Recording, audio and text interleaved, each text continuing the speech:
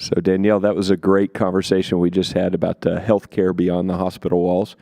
And I take full responsibility now for making us late for this. So yes. Instead of my usual babbling, I'm going to go straight to you and ask you to introduce our guest to get us started so we could catch up. Perfect. Well, first and foremost, let's wish everyone a happy Father's Day that's listening, because I think that's and happy Father's Day to the both of you as well. Thank you very much. And to all the dads out there. Yes, and all the dads at our show that are spending Father's Day weekend with us, including Codi, who is graciously here on Father's Day with us. So thank you. We're going to talk today about the BMET Apprenticeship. And we have Codi Nelson from Crothall and Bree Johnson from Trimedics. And, these two companies are normally competitors, but I think it's so nice to have you here together to talk about the BMET Apprenticeship and how it really helps your organizations create diversity, brings access to this career field. So, Codi, you want to kick it off and kind of talk about, the benefits of it and what you've seen at Crothall? Yeah, I think we mentioned, or a speaker yesterday was mentioning that good people are hard to find, and I will respectfully disagree with that statement. I think great people are easy to find. Knowledgeable people, on the other hand, are not so much. So I think this apprenticeship program really structures that process to where we can transition the knowledge and bring people up through that process and get them into the industry, streamlined into the industry. Absolutely. So how have you seen it affect your staff at Trimedics, Bree? I think in a few ways. The first that really comes to mind for me is there's a lot of barriers in our industry. We know that. We recognize, I think a lot of the speakers have touched on kind of our talent pool and the situation that we're in this industry. So I think it opens up an opportunity for some diverse talent that otherwise would not have even maybe known what this industry is, to come in, get a little taste of it, and 9 times out of 10 they're going to stick around, and we know that. And then not only are they getting some of that training before they even get into the field or get into our facility, but they're getting trained not necessarily just by our technicians, which we know are already sometimes overworked. So I think it's been incredible. It's really kind of knocked down some of those barriers. We've had, I think, already 8 associates this year, and more than half of them are diverse talent. So we know that the program's working and doing great things. Looking forward to see it grow. And I think it's interesting you mentioned that, because from the Department of Labor, there's a statistic that 90% of apprentices, 93% actually, stay at the organizations where they are trained. Yep. And, it's really great for you all to really develop that talent of the future. So you both are going to be graduating your first class of apprentices coming up this fall. So between the two of you, you're going to have close to 20 apprentices that will be done as of October or so. I mean, as long as they all pass their CBET, right? That's the only thing we have left. Yes, and for yours as well. So why would you recommend other, organizations taking part of this program with AAMI? I think Bree mentioned one of the key factors, barriers to entry. So I mentioned that in every interview. Barriers to entry of both, and I mentioned specifically time and money, through a traditional education resource. I think this just breaks down those barriers to entry and allows us, again, to find the great people for who they are.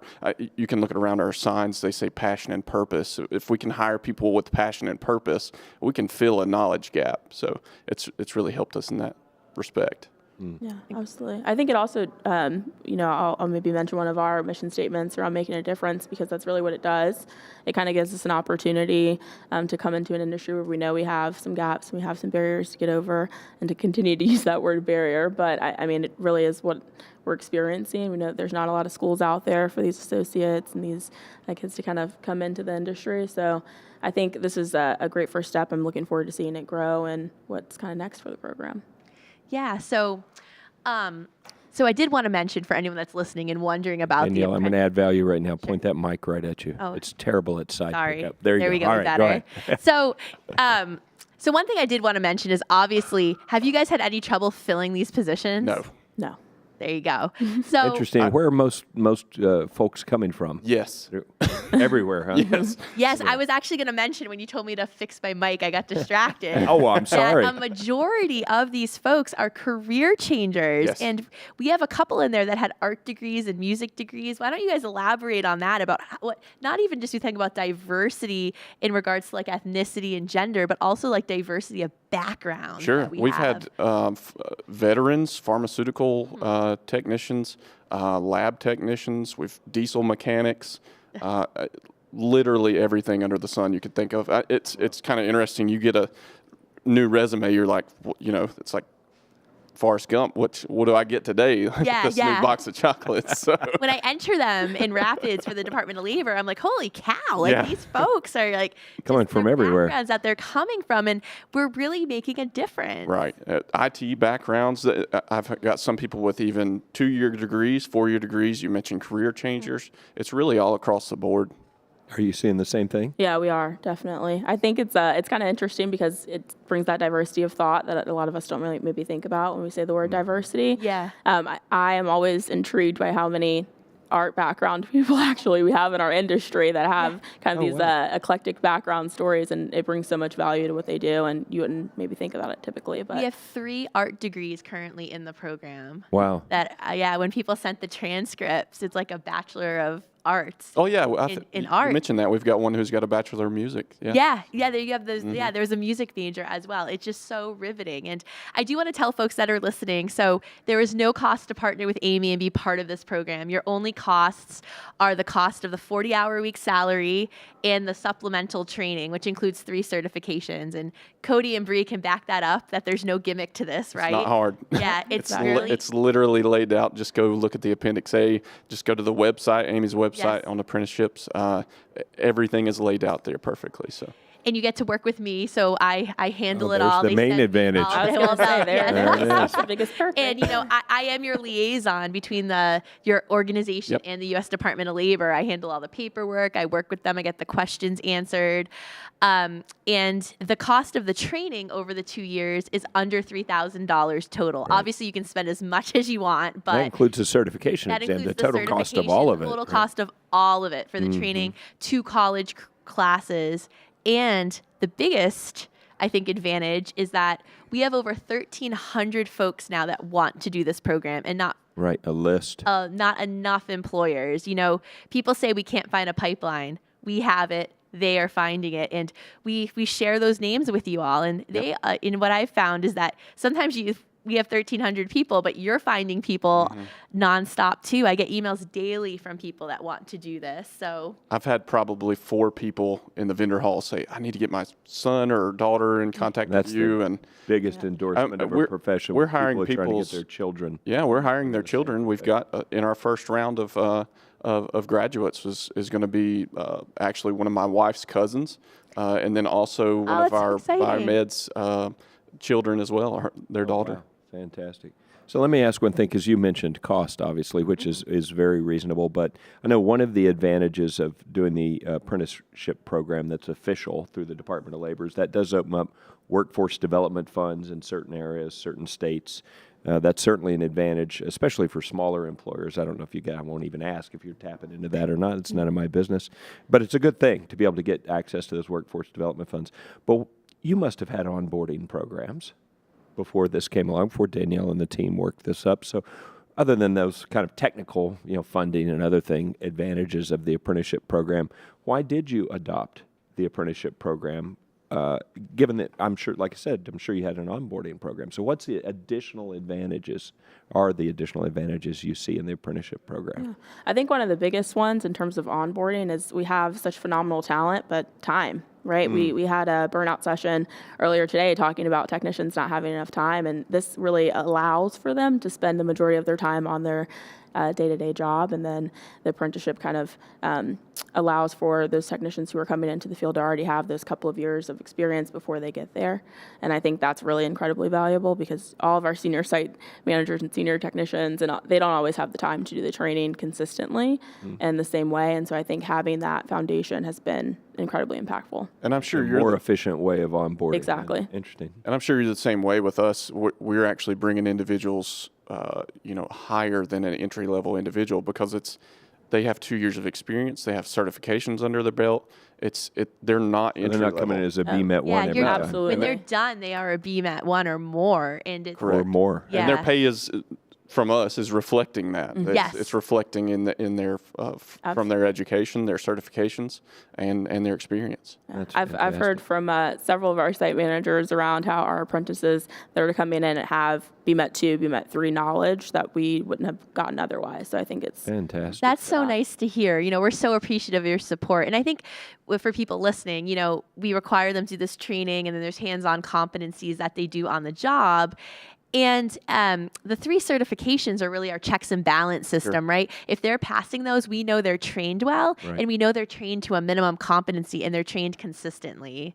So thank you both so much for your support. And Brianna, I just really want, I know we're out of time, but I just want to quickly touch upon, we talk about unique transitions and career paths. So why don't you quickly tell folks yours, because I think it's so riveting. It's definitely an interesting one. So I went from being a technician to site manager with Dramatics, and then have since a little over a year ago transitioned into HR. I'm now our inclusion strategy manager, and so I do the DEI work for us. I think it's honestly been an incredible transition for me because I can take some of my knowledge from the field and say, hey, let's figure out another way to have some of these conversations, be a little more inclusive, get some of the voices that maybe we don't always get from an HR perspective. So I've loved the transition. And I think that shows your options are really endless in HTM for sure. Yes, absolutely. That's true. Absolutely. Well, thank you both. So it's a pleasure having you on the show, but also just working with you both like day to day through this program. So thank you both, and TriMedics and Crothel's support of the apprenticeship. Yeah, thanks And for for having us. everything you do with Amy. And it's a lot. Thank you. Yes, thank you It's a both. lot. Thanks. All right, what are we doing now?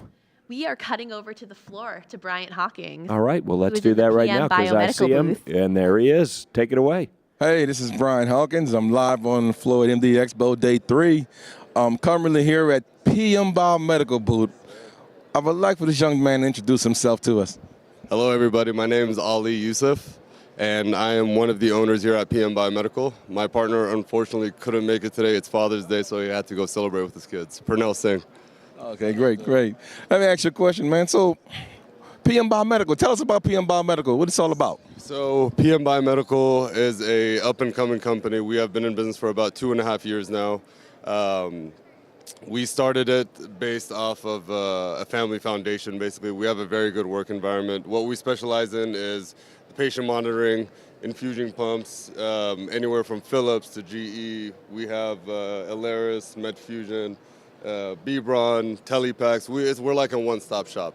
So what differentiates us from others in the industry is, like I said, our family core. We're all very close. We all work together very well.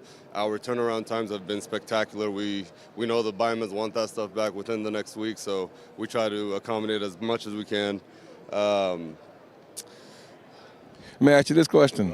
What coverage do you cover? Just California area or nationwide? We're nationwide. We have reps in Ohio that work from out in Ohio. We have reps in Washington. We also have a rep in Florida, and we're just trying to split it up and market all over nationwide because I believe face-to-face interactions than over the phone is better for the biomeds especially. So we're trying to fill a rep up in every state as soon as we can.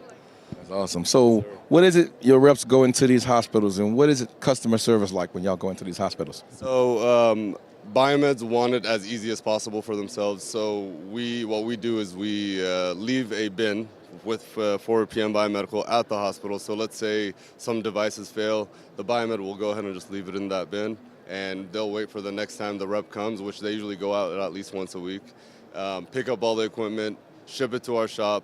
That way the biomed doesn't have to deal with it. You know, we repair it, and then we'll go ahead and ship it straight back to the shop. It's a hassle in the shop to find a box, to package the device, you know, and ship it out. So we're just trying to make it as easy as possible for the end user biomed. Great. Now, I'm looking at this beautiful booth here, and I'm constantly seeing you guys at all the shows. Are you playing a big part in the local associations in California? Such as CMIA. We're heavily involved in CMIA. We try to sponsor as many as we can. We do a lot of business with CMIA members because they're in our backyard in California, so we like to tend to them as much as we can. And just meeting with everybody every month, it's nice rekindling with everybody in the industry. Without them, PM Biomedical wouldn't be where it's at today. Great. Now, how is it we can find PM Biomedical? Y'all have a website, things like that? You can call us at our toll-free number, which is 1-800-777-6467, or on our website, www.pmbiomedical.com. Ali, I appreciate talking with you, man. Always great to see you. Of course, thank you. Now, you don't have a kid, so I don't have to worry about saying Father's not yet, Day, but not yet, not appreciate yet. talking with you, man. Thank you, Thanks. brother. All Appreciate right, bye-bye. All right. Thank you very much. That was fantastic. And we are back in the studio with Danielle and a gentleman who I can honestly say is one of our top-rated, most popular guests, whether it's on the live stream or on the main stage where he'll be tomorrow, Herman McKenzie from the Joint Commission. Herman, Yes, how are you, thank sir? you for being Hi. here, Herman. Thank you. Thank so- you for having me. What are we talking about, Danielle? What's good? We're just gonna Herman talk has about- so much. I know there's always so much to talk about when the Joint Commission is here, but I think first and foremost, you're going to be our keynote speaker tomorrow, right? Yeah. I'm somewhat surprised. You keep asking me back. Every year. I don't know if I'd want to listen to me so much, but yeah, I appreciate. I appreciate this. This is an opportunity for me to give to the field. I really get excited about helping clarify issues of accreditation. So, with this large, awesome audience, I get to do what I think, is important and necessary for the folks in healthcare. So do you want to give a little teaser for your presentation tomorrow? Like, what are some hot topics you're gonna be talking Sure. about? So some of the hot topics, AEM, right? Yes. We've removed One of our them. favorites. Right. We removed them from our standards, right? But you can still have an AEM program.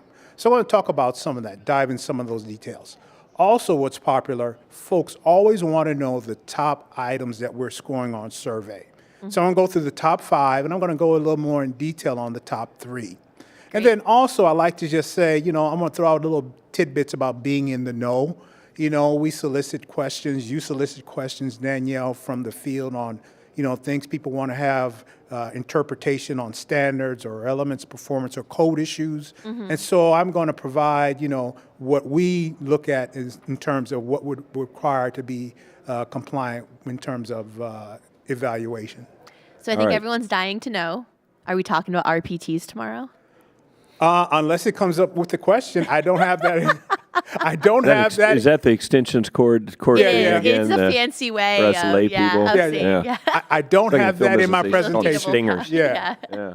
So that one of the advantages of what we're doing here with the live stream is for folks that can't be here, we're sharing a little bit of content with them, helping them understand what's going on. So I know you can't go through all 5, for instance, and I don't mean to put you on the spot, but could you pick one and share one of the things? Do you have one of the 5 that you could share with us that are frequently cited? What would any of them come to mind? Well, I'll tell you. Someone asked, and this is something that we've been dealing with especially since the pandemic, supply chain issues. And so one of the questions was, if I have a problem getting replacement parts, resources because of the supply chain issues, is that a legitimate reason for delaying a preventive maintenance? And would I be cited if I'm late? And so that question, I need to unpack that question, right? So number one, what's the issue that in particular, right? So bottom line, we don't want to be punitive. If you can't get a replacement part, you can't get a replacement part. Right. However, if the device that you're focused on has other tasks that can be completed, we don't want you to hold off until that replacement part comes in. We want you to do what you can do until that replacement part comes in, and we will not be punitive for you not replacing that part if you just can't get it. And also, I think, we talked about on the phone a little bit too, not only just doing what you can do, but even doing above and beyond. Like, I think we used the battery example on the defibrillator, right? We can't take that out of service, obviously, because we need them on all the units, and we can't get the battery. If the PM required a replacement battery, like we had talked about, perhaps we test that battery to make sure it's still working until we can get it. So that might not have been a part of the PM, and we're probably breaching into AEM a little bit, but doing as much as you can. And I really just loved that conversation and how you brought that to light, because I think that's the most important piece, is that we ensure that the equipment and the patients are safe. Exactly. Boy, this has been said so many times during this conference. The focus is on the patient, right? Patient care. So we want to do all we can to create and support the healing environment for our patients. Do the right thing. Yep.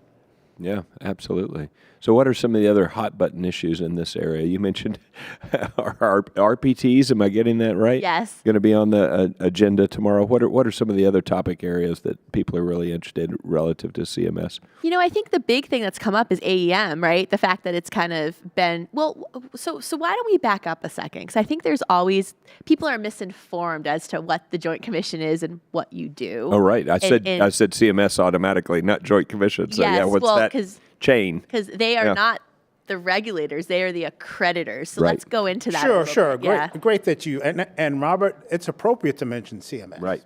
Because the Joint Commission acts as an agent on behalf of CMS. So whenever we come up or do something, it's to align with CMS priorities or their conditions of participation. And so, that's one of the things that actually based on a suggestion Danielle made to me a couple years ago is, Herman, when you do your presentations, why don't you really hammer that home, the Joint Commission's actual role in healthcare? And so once you establish that and your questions flow from that, let's keep coming back to what's the Joint Commission's role? What's the Joint Commission's role in term and their relationship with CMS? We can't go outside of their purview of what they would allow us to do, as much as I might want to do that personally. So that's going to be one of the key points I'm going to talk about tomorrow as well. And I think it's interesting and it's important that people recognize that, because I'll often get emails like, Amy needs to tell the Joint Commission, or Danielle, tell Herman. It's like, no, Herman accredits on behalf of CMS. If anything, it's we need to talk to CMS because Right. your hands are obviously tied if it's not an element of performance from CMS. Right. So let me ask you a related question to that, and it kind of goes back to doing the right thing. How do standards fit into all of this? So our standards, one of the things, and actually one of the things that we've been doing in the past couple of years, we do have standards. Obviously, they must align with CMS. But there are some things traditionally that we have had that have gone above and beyond.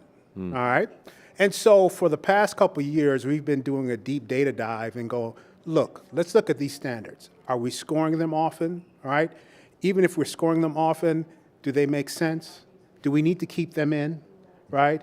And if we're not scoring them, is it because organizations it's just so baked into their program, there's no need to look at it? If we're not scoring them, is it because there may be some complexity to them that our surveyors have a hard time evaluating compliance? And so we've done that, and we've really reduced a lot of our standards and elements of performance. And the goal is to minimize as many as we can. Now, there are going to be some that we're going to keep in because it just makes sense, right? It's just the right thing to do.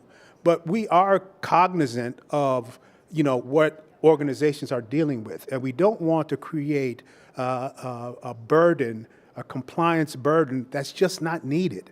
We understand organizations want to direct all their energies and resources towards the patient, and we want to do all that we can to do that. Our CEO has a terminology that he's been used a few times. We don't want to be a guard dog. We want to be more of a guide dog, right? I like So that. we want That's to. good. And actually, there are some processes that we have implemented to help shepherd organizations that are having a little bit of trouble. So all things being working out great, you do your Joint Commission survey every 3 years. See it in 3 years. Well, there's some surveys that don't go so well, right? Yep. And so we need to come back. Well, we're starting a process where, for instance, if there's something within my area, the physical environment, one of the team members that I work with will schedule a call with our accredited customer, and I will be on that call. And we say, look, this survey didn't go as well as you'd like. Let's talk about the things that we can work on so the next time you get a survey, you will be compliant. And we have found that our accredited organizations really appreciate that we're not just playing gotcha. We're here to help you through the process as a whole. Right. Gotcha. And then what- when we talk about AAMI standards, I was going to say the same thing. Yeah, What about third-party so- standards? Yep. we also get, you need to tell Herman to adopt this or whatever. So just to clarify, because you accredit on behalf of CMS, it would be CMS that would have to adopt our standards, right? Exactly. Or recognize them, yeah. Yes. Exactly. But in terms of doing the right thing, if a department, your standards within using the language with inside Joint Commission, which reflect requirements set by CMS, have a certain character and nature to them. Many of them thou shalt. And when you come in and do your inspections against that, you're asking people to demonstrate how they have done that thing. Exactly. In that cases. Can they reference an AAMI standard and say the way we did that thing was to follow this standard? Is that helpful, not helpful? So this is what I tell people. We cannot grant an allowance that either the code or the condition of participation does not grant. But if one is allowed, for instance, it's not prescriptive, you decide, and an organization says, well, we've adopted AAMI requirements. We're going to say, if you could do an AAMI, what's outlined in the AAMI requirements, then you're compliant. I think the biggest thing the Joint Commission likes to see is, do you have a policy and are you following that policy? Right. I think you probably see a lot where people are saying, oh, this is my policy, and then when you start digging in, they're not actually following it. Or or it's in not a good way, maybe comical. You go to one organization and you see on the policy head another organization's name, right? That they cut and paste. Yeah. Oh, I my can God. get that. I can get that. Well, that's a great way to end this. There you go. segment. Let's end with Laugh we like always that. end with a joke. I like that. Well, So- we are so excited to see you tomorrow. Main stage is at 10:30 tomorrow. Yep. I'll be introducing you like always. And I'm, just thank you again for your hospitality. You are so gracious with your time, your knowledge, talking to folks in the field, answering questions, and we're just so appreciative. And we love all your support of AAMI. So thank you. Thank you. And happy Father's Day to you as well. Thanks a Yeah, lot. absolutely. Thank you so much. Now, I think you've almost got me trained. Yeah. So now we're going back out to the floor, right? We are. See, look at that. I'm good. All right. Take it away out there on the Chace expo floor. Torres. Go, Chace. Hey, we're over here at the live showroom floor. The idea is to pick something that caught my eye that I just had to get people's knowledge about if you don't already know. If you haven't guessed yet, we're over here at the Pronk booth. I'm joined with Julio. And the thing that stuck out to me is their new PM1 Pressure Max. And I want you to let the folks know about this thing because I think it's pretty neat. It's beneficial for biomeds. Being a biomed, I want more people to know about it. Great. Thanks, Chace. Thanks for attending the AAMI Expo, everybody. This is our new digital pressure meter. We call it Pressure Max. As Chace said, it's designed to be, of course, very small, very compact, runs on 2 AA batteries, and it's designed to be a multi-channel pressure meter so that you could use it to measure a whole wide range of pressures. It's got 2 ports for measuring pressures, a narrow port and a wide port, and it has a pressure accuracy on the narrow port of up to 0.2% of the reading, so really precise measurements on the narrow port. But it also has a wide port for wide high pressures, up to 100 psi, down to negative 14 psi. And the beauty of the wide pressure port also is that you can measure fluids with it. So it's not just for dry pressures, but also for wet pressures as well, which is not real common in pressure meters. But it also has a differential pressure port, so you can also use it for measuring differential pressures. So the concept is to give you a single pressure meter that has a wide range of capabilities for accuracy and range, so that you don't have to go sourcing and purchasing multiple pressure meters to meet the needs of medical device requirements, for different devices. You have some devices that need high accuracy, high range, and you have other devices that need to measure fluids with, so why have to source multiple pressure meters? So we designed this with that in mind, and you can see it's pretty small, pretty compact. It can fit in your pocket there. Fits in my shirt pocket like this, so it's really compact and easy to use. It runs off of 2 AA batteries, so it's really, really simple.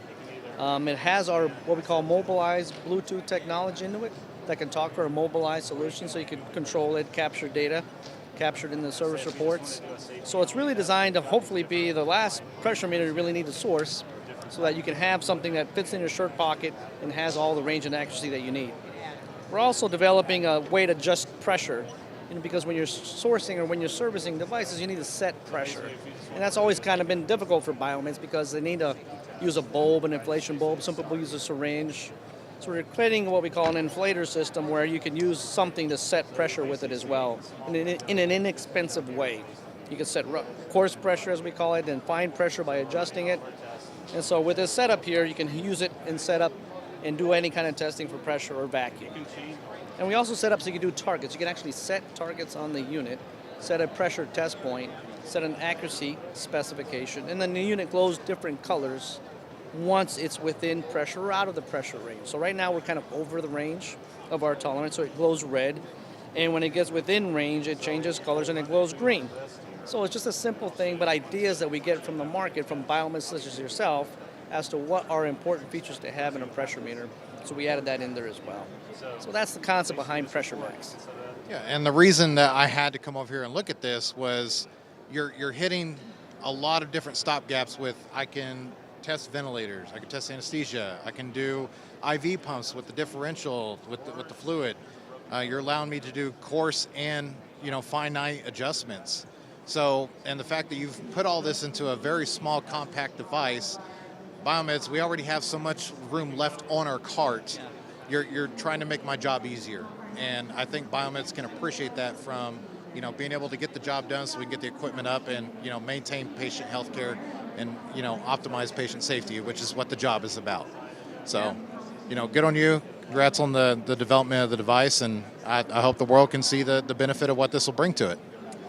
Yeah, we really want to focus on developing tools that help biomeds such as yourself. You do a very difficult job, not an easy job, servicing a wide range of medical devices. So we really want to always maintain that grassroots solution in conjunction, in partnership with the HTM community and yourself to find tools that really help and benefit you. So that's kind of our mission in life, so to speak. Well, that's over here at the showroom floor. Danielle, I appreciate you checking in on here at Pronk, and we'll hand it back over to you. Great. Well, thanks, Chace. As always, that was great. We love a good show and tell. And I did just want to talk about PM Biomedical and Pronk, how we had those vendors on our show. We asked Was that Brian. random? I don't think it was random, was it? It was. No, I mean, it was handpicked. Well, yes, that's what Yeah. it was random to us. I threw you a curveball. So Sorry. you did. Go You ahead. confused me. Go ahead. We asked Chace and Bryant to pick their pick, best Their of show, favorite, best of their show. favorite. So that was why PM Biomedical and Pronk were on the show. So we appreciate them participating. And I do want to sincerely thank Chace and Bryant for being out there. When we first started doing the show, Robert and I were running back and forth, and it just wasn't working. So we're so glad to have some extra help. And again, please support Chace and Bryant. Chace is the Bearded Biomed, and Bryant Hawkins is HTM on the Line is his podcast. So please go listen and support them. And we're so appreciative to have them And here. I think folks that are watching love seeing what's on the expo floor.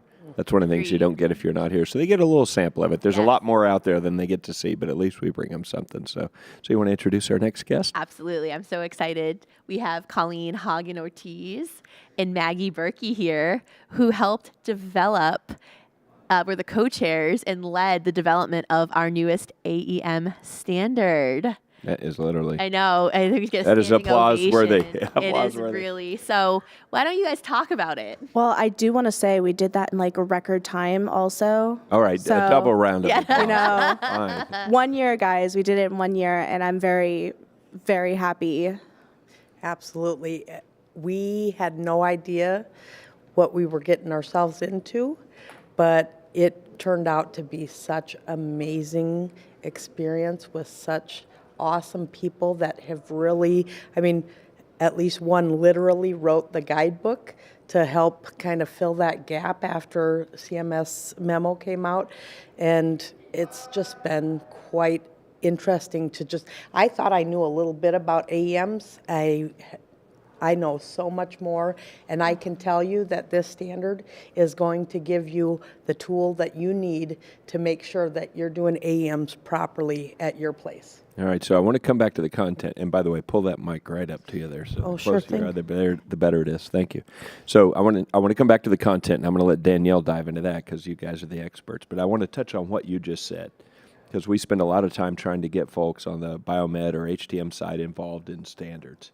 And you have to help people understand what the value proposition of that is. And what you just said did my heart good. Because as you said, it wasn't just about, well, of course, producing the document, helping lift the standards, the standard performance in the field. But it was also personally beneficial to you because of your involvement with everyone else that was involved with the standard development. And we see that across industry. We see that across all our committees. If you want to be involved with the folks that are on the tip top of the industry, that are leading the industry, that are the deepest subject matter experts, a great place to do that is to be involved with the standards committee. Oh, 100%. And the group of individuals, I'm saying probably hundreds of years worth of experience when you add it all together, and people that fought, from the trenches for AEM to begin with. So, Right. having those individuals, I would say the pioneers of AEM on our team was actually just astounding. Wow, that's right. And you guys had not been involved in standards development before? Not before, no. No, I pushed them into it. So we I blame Danielle. How did yeah. So what's that like, getting people involved and getting them onboarded? Yeah. So for those of you who don't know Colleen and Maggie, they are on AAMI's Technology Management Council, and they are part of the executive. So we have 5 executive leaders that help run that council. And typically what we do each year is each executive leader will take on a project. And knowing that we wanted to get more standards out in the HTM field and how important they are, we said, you know what, this year you can either run a standard or you can run a project. And somehow, I don't know, I coerced you into doing it. And They're like, so Maggie and Colleen, we have standards. How do you feel about that? yeah. Do you like AEM? As soon as I heard those 3 letters, I was like, pick me. I want to be Something part of you're that. passionate Because about. I can tell you what, of all the work that AAMI does, and thank you guys do a lot of great work for our industry.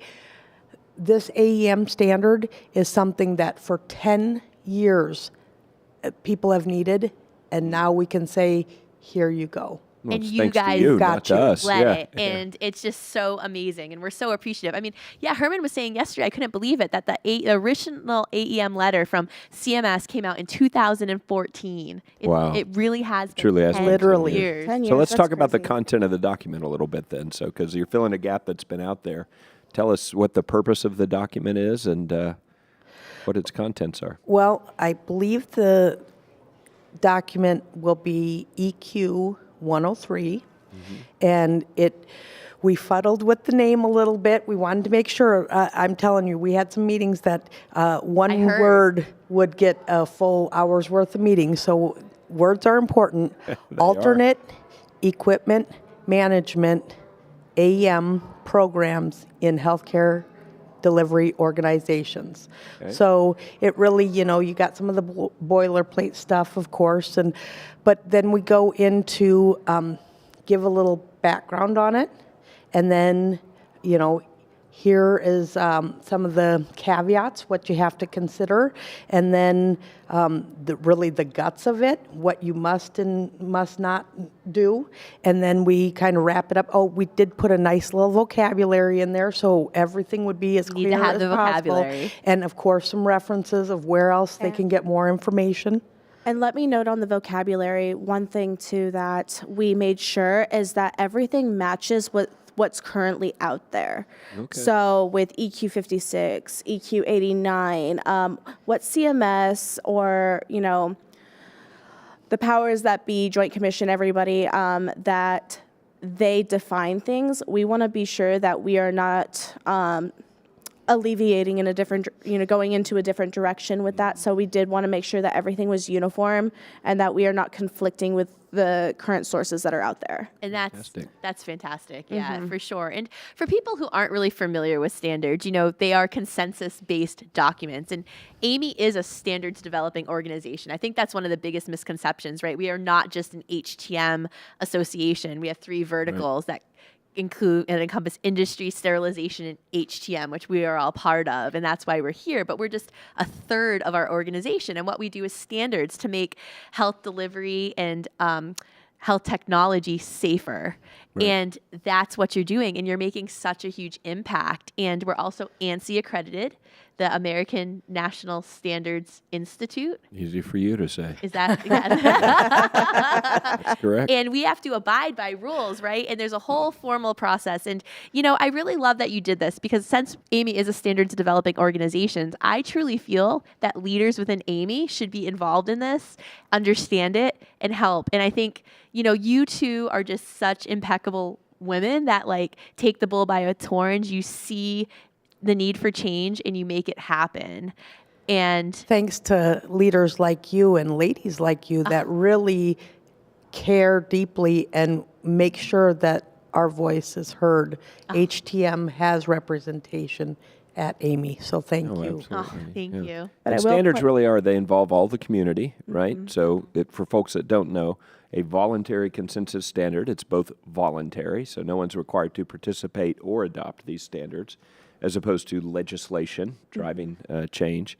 And the consensus part is you have to have a wide consensus of professionals involved Industry, in producing it. users, Yep, yep. all the communities, the manufacturers, the users, even Regulatory, patients yep. could comment. FDA's involved in the development of these.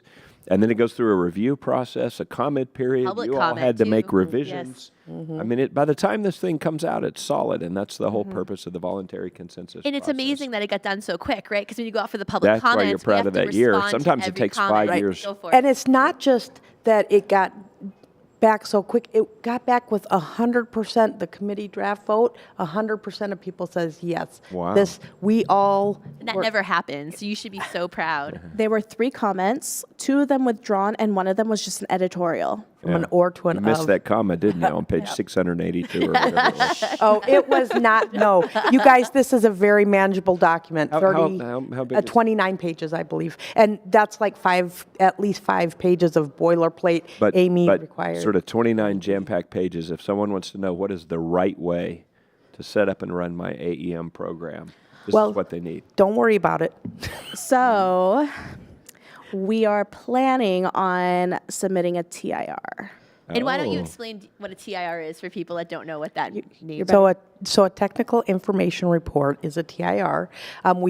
We have to put a proposal in for that, but I do feel like it will be pushed through, and that will be able to really get in the weeds, because it's hard when you're writing a standard. You want it to be applicable and fit every organization. But here we can really say, here's an example of how Crothall did it. Here's an example of how GE is doing it, and really make it so it's a Right. much more usable, boots on the ground piece Right. of. It's a different kind of document. Yes. Yes, it's Yeah. a different kind. Yes, and for people that are wondering, right, TIRs don't go through the whole formal standards process, so they can get approved faster. Yes. But they do go through a process. Yeah, they it's go just through a formal lighter process, just It's a not lighter- nearly I as said not rigor. the whole Yeah. process. Yeah.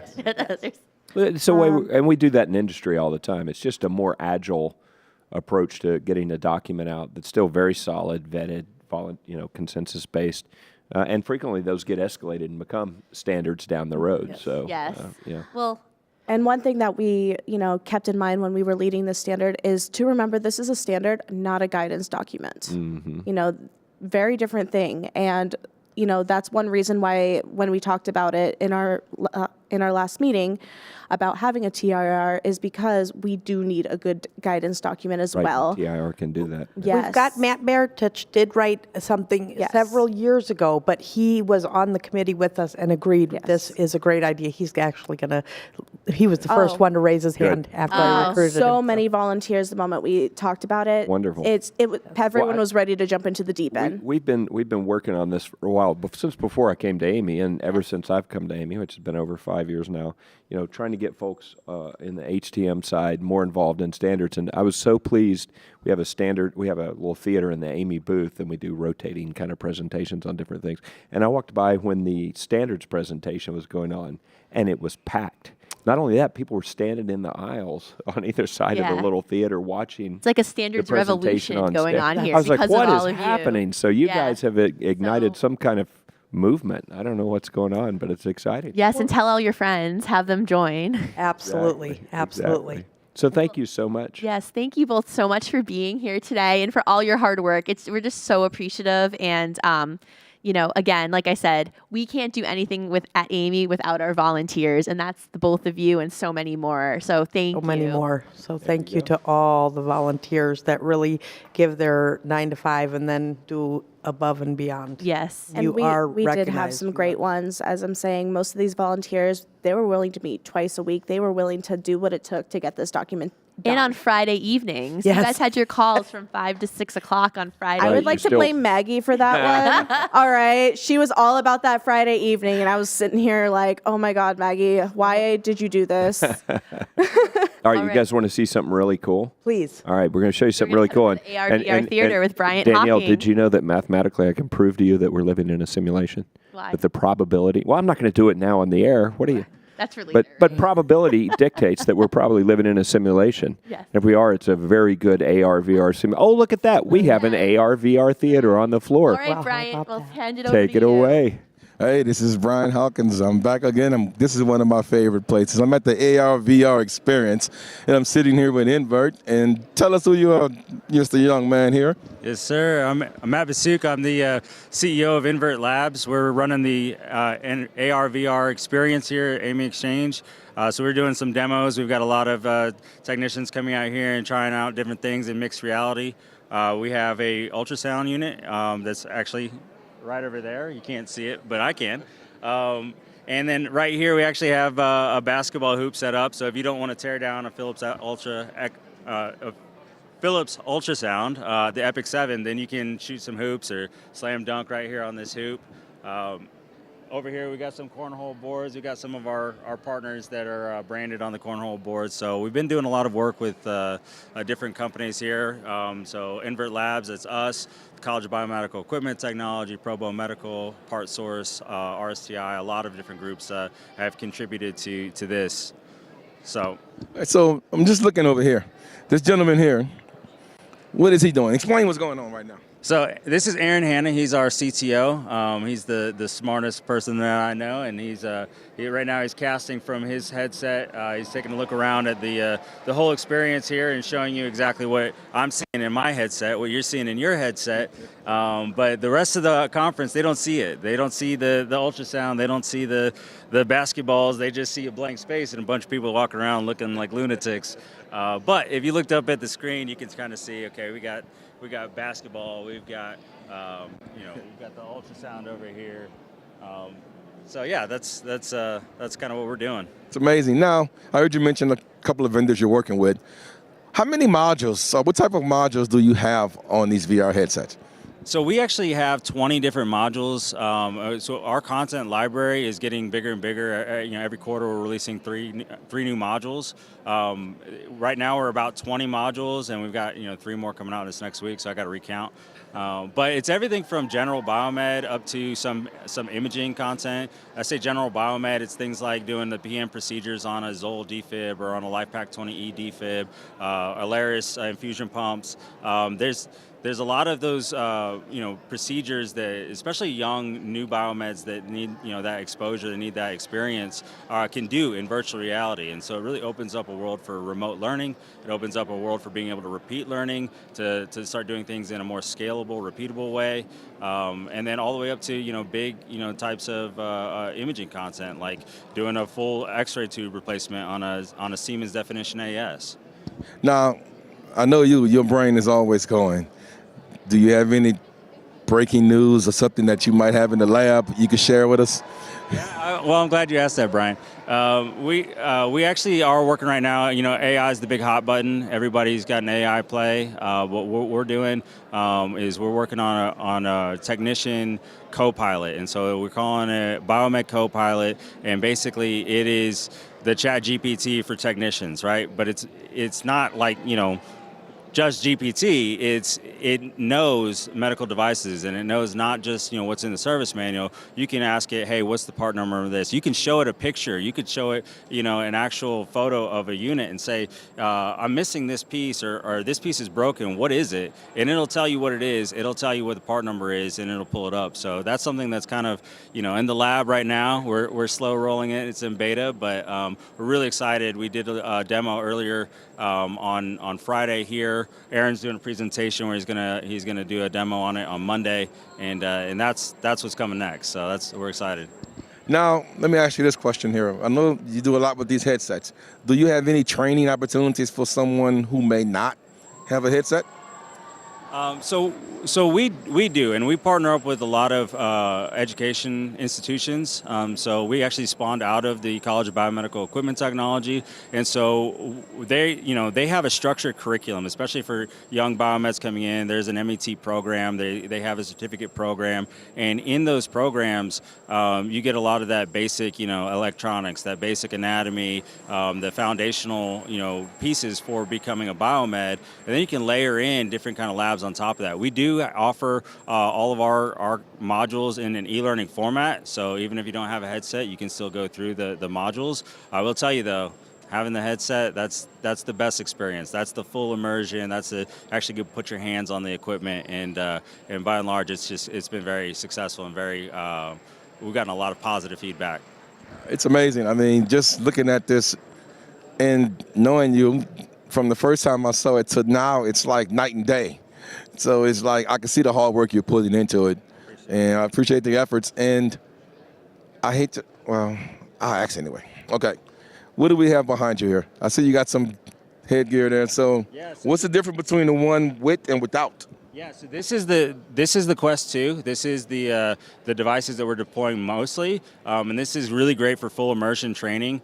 We deploy these for all of our students that are in, if they're in an education program, and all of our health systems that have this part of their training programs. We're deploying the Quest 2s. These are about to be replaced. These here are the Quest 3s. What's really cool about these is they have full color pass-through, which means just like you're seeing up on the screen, where you can see the whole world around you in full color, you can get a really great mixed reality experience. And so now we're starting to move from being just full immersion to doing more of the mixed reality, and that's part of what we're here demoing. Is we're doing something that's never been done before, because the hardware has just gotten to the point where it's a really great experience. And not only that, it's multiplayer. So it's not just an independent, I'm by myself learning experience. You're doing it with other people. I could be in San Antonio, you could be in Louisiana, and I could be showing you how to tear down this epic ultrasound, and I could be handing you a virtual screwdriver. I could be giving you the T20 Torx screwdriver. I could pull out the power supply, and you could see it in my hands. It's really, really cool, cutting edge stuff, and that's because we're deploying this new hardware as part of our new offerings. Now, Invert, how can do you have a website information? Invertlabs.com. It's right there on the headset. If you go to nvrtlabs.com, you can see not only what we do, but you can see our full content library, and there's demo videos. So if you go to our library page, you can see a demo video of, what does the Zoll R-Series defib module look like? What does the Hill-ROM bed module look like? And so we've got little video clips for every one of our modules. And yeah, you can even, there's a button at the top that says schedule a demo. If you click that button, you'll put 30 minutes on my calendar, and I'm happy to sit down and talk about, what it is we offer with anybody. Appreciate your time, Matt, as always. Keep doing what you're doing, man. Appreciate you, Bryant. All right, we're going to swing it back to the booth, Danielle. Perfect. Well, thank you, Bryant, and thanks, Matt, for that great AR, VR overview. It is so amazing how we're doing this in education and how we're able to really train students almost anywhere and expand reach and access to education. And the key takeaway that was proven by that is we're living in a simulation. We are. Unbelievable. You heard it here first. That's not true. Come on. What we are living in is a very cool world, because it's a world, this timeline is better than a different timeline, because this timeline has children's books for HTM. Yes. And our guest is the reason for that. Yes, and we're so excited to have Jennifer Chester here today. I am absolutely excited to be here today, so thank you for having me. So you are the author of a children's book called Bella's Big Fix. I am. So why don't you tell us about Bella and why you did this? So Bella's Big Fix was something that I had kind of always been thinking about, but what really inspired me to do that was just conversations that I've had with other people in HTM, and how our career field is one of those things that kids just don't know about, like people don't know about. Mm-hmm. So I decided that it was really important to talk about. I'm going to hold the book up for you so they can see it. Get a shot of that right there. Yeah, so it was really important to use the tool of storytelling to kind of give some kids the insight that we exist and that there's something out there for them that could be different than being a postman or a doctor or a lawyer. They could aspire to be a biomed as well. And it's such a cute book. My daughter. This is beautiful. It is beautifully animation. illustrated. Oh my goodness. Hold this up again. It's so I don't know, cool. Can you zoom in on Thank and you. it's just really, I don't know. Absolutely gorgeous. it is just so enlightening and so like mesmerizing. Like you finish reading this book and you're like, I want to do this. Like even my husband was like, holy cow, it's just so motivating. And it just makes you want to run out of your house and just go do it immediately. Well, I certainly appreciate that. I did try to make it as entertaining as possible because I do know that it's hard to keep kids' attention. It is. So I wanted to tell a really inspiring story and to give them a story that, like you said, could be inspiring for them to want to go out there and do it, you know? Yeah. Now, what else? You've got some other things here. What is So this? I also have my What is HTM pamphlet. So these are just a graphic story of what we all do in HTM. It's a trifold, isn't that cool? Yeah, it's a trifold, absolutely. So it's just a comic of telling what we all do in HTM. There's a couple of different career fields that are highlighted here, but it also lets them know there are tons of career opportunity for them as well. And it's an awesome way to show kids what we do at career fairs and, bring your child to work day and all kinds of different things, or even what am I trying to say? The career days, like when you come to school. Yeah. This is had you done something like this before? Are you a writer, a graphic illustrator? What? So I've done so much, but I was an art major in college. Okay. Yeah. Very good. So Art major gone biomed, and you served, right? I did. I served. Thank you in for the your Air service. Force. Thank you for your support. Oh, fantastic. Now, so you got that, and then let me see this one.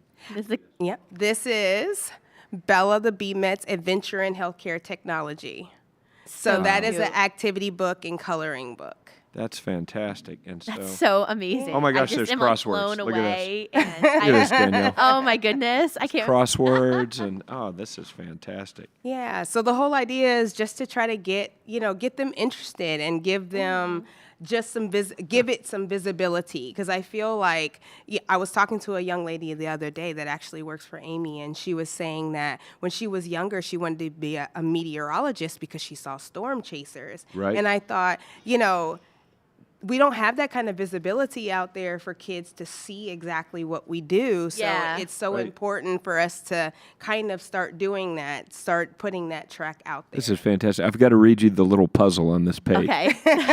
Bella is on a mission to conquer her monthly PMs, preventive maintenance, but she hit a snag with the machine calibrations list.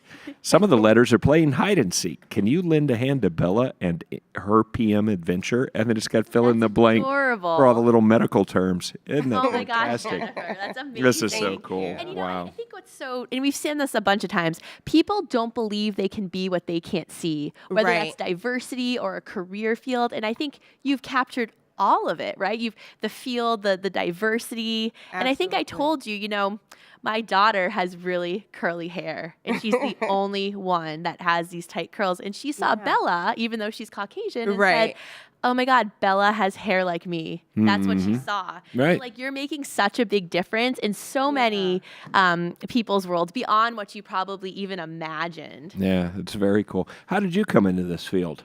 So I came into this field because, like I said, after I got out of school, I wasn't making a ton of money, and I was Really? You're saying that art degrees do not lead to immediate wealth? That's another breakthrough on the AAMI studio here. Wow, virtual reality, art degrees. Okay. So I was like working at the YMCA, and I was like, what am I going to do with my life? Yeah. So I ended up going into the Air Force. I was an avionics technician in the Air Force. Very cool. And when I was transitioning out of the Air Force, I was starting to look at things because I didn't think I had an affinity or a talent for this until I got into the Air Force, and I realized that, I'm good at the electronics, I'm good at, maintaining things, I'm good at all of that stuff. So I started looking at other kind of career fields that might be doing that same kind of thing, right? And I kind of fell into. Now, how'd you hear about it? Did any? Because I know there's outplacement services that the branches offer. Did you hear about it through your military? No, not at all. I was mentors, just looking at jobs on Indeed, and it really caught my eye when I started looking at different medical companies that service devices, and I thought that that could be a transferable skill. Wow. So where did you start? Did you start with the manufacturer in the hospital? I started with DaVita. Okay. Oh, dialysis. Yeah, Holy I started moly. in dialysis, yeah. Oh, wow. Well, I guess there's a lot of fluid dynamics and avionics, and then it's all makes sense. Yeah. Yes. Wow. And then you also have like a small business startup, right? Tech Mom? Yes. So why don't you talk a little bit about that? I also have a nonprofit organization called Next Gen Tech Mom. It's where it's actually the Next Gen Tech Mom Mobile Discovery Museum. So I go to local parks and recreation centers, and I also go to summer camps and spring break camps, and just bring a little bit of what we do every day to camp and give them an opportunity to put their hands on things and do some computational learning and some technical skills. And they really, really enjoy it. So every second Saturday of the month, I have a group of kids. It's my Young Innovators Club, and they come in, and we just, like I say, I call it we geek out. So we get in there and we play with some different robots and build things. My motto is learn it, build it, play it. So we always learn about an activity or learn about a skill first, and then we build something that has to do with that skill, and then we're able to play with that activity afterwards. Wow. So that's like a recurring club that you have. But in addition, you're going school to school? Yes, Did I I understand that also correctly? have the mobile museum that goes to different schools. And how often do you do that? I do it. I mean, I'm feeling really lazy here. I haven't written any books. I haven't. Seriously, how often do you go out and do So the club is every second Saturday of the month, but I just book it whenever I can. So yeah, they'll call me and they'll say, Well, hey. we're gonna give you a little promotion. Do you mind if we do that? So Absolutely, let's I don't put mind. this out on our social media channels and Yes, see we've if done we can't Bella. get more We can do schools that. to And I take think advantage we'd of it. love to have you if you can bring. Is it like travelable? Can you bring it to New Orleans next year? Absolutely. There you All go. right, we'll do that. Exhibits, All yeah. right, we're gonna help you Yes, scale and we that can thing pay up. to have it show or whatever. Because if we don't, we feel lazy and Yeah, let's like show we're it not off doing and do it. anything compared We to were you. talking It's about doing terrible. the Children's Career Fair next year. I think that would be a perfect addition. Bryant would Hawkins be. would help Yes. with all of his work with STEM NOLA. Like, I think it would be amazing to kind of have that whole intersection. And me and Bryant talk all the time. That's my mentor. So we definitely have talked about that as well, and bringing some exhibits and some things for the kids. Yeah. And the minute this event ends, we start planning for the next one. So, Oh, yeah. Well, so let's take a little break. Maybe what's- after the 4th. yes. So what's next for Bella? So I do a web comic series online as well. So I'm always That's updating. it. I quit. I don't do anything. I'm out. Have you seen it? You need to follow her on LinkedIn. I'm going to now. Are you kidding me? Yes, and Wow. if anyone doesn't follow Jennifer, you need to go find Jennifer Chester on LinkedIn and follow her. Brace and yourself. go buy her book. Yeah. Yeah, so I put out Bella, and this is my Bella here. So she is a biomed, of course. So course. every week Got her I little try to tool put belt out, on. I love it. Love it. I try to put out some comics with her adventures in HTM, and not only to inspire kids and show them what we do every day, but also to encourage the people that are in the field right now, showing that there are challenges that we have or the things that we do are relatable, and everybody is struggling or from the same things, or everybody is, having the same story, or we're laughing about the same things. Yeah. So just because I always felt like, sometimes you feel like you're on an island, especially I'm in field service. So That's just definitely bringing an island, everybody, yeah. Bringing everybody together and letting people know that, hey, we're all thinking the same things. We're all, we all have a similar story. You're not alone. Yeah. Wow. Oh, Jennifer, we are just, I guess, beyond What a great impressed. way to finish I this mean, whole thing. we are ending this on a high. There's no better way to end this. And, Oh, we're so impressed with you. We love Bella. And Thank you. just thank you for all you do. Absolutely. Thank we you are guys looking for your forward to support. supporting you more. Yes, and we will even support more. you Yeah. more than we have been. So. Thank you. Fantastic. And thanks for being here and passing things out on the expo floor. I know No it's gonna be a problem. Big hit. Yep. So that's it. We're done, right? We're done. I'm going to go reflect on my life and what I'm doing. Thank you, Danielle. You're This has welcome. been great. And I right. guess I'll see you in New Orleans. We'll see you in New Orleans. There you go. Absolutely. Thank you. Thank you. Can we get a picture with you?